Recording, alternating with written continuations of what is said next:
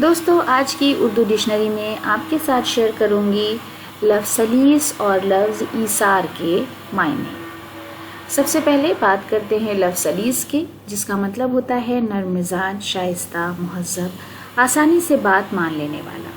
हिंदी में इसके लिए सहज, सरल, सुगम, सभ्य और शिष्ट जैसे अल्फाज हम इस्तेमाल करते हैं। इंग्लिश में clear, straight forward, easy to understand, simple, plain, civilised और वेल मैनर्ड जैसे अल्फाज हम इस्तेमाल करते हैं।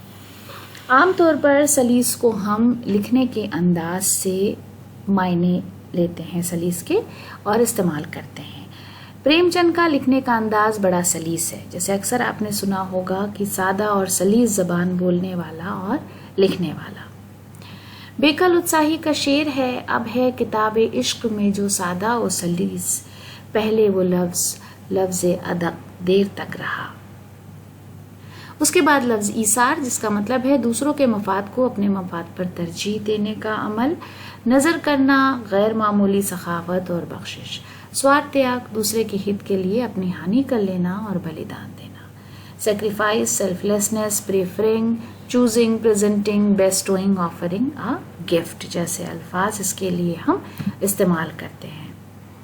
मुल्क को आज़ाद करवाने के लिए लोगों के ईसार को हमेशा याद रखा जाएगा। यानी वो लोग जिन्होंने मुल्क को आज़ाद करवाने के लिए अपना सब कुछ कुर्बान कर दिया, ईसार कर दिया मुल्क पर, उनके कुर्बानी को हमेशा हम याद रखेंगे।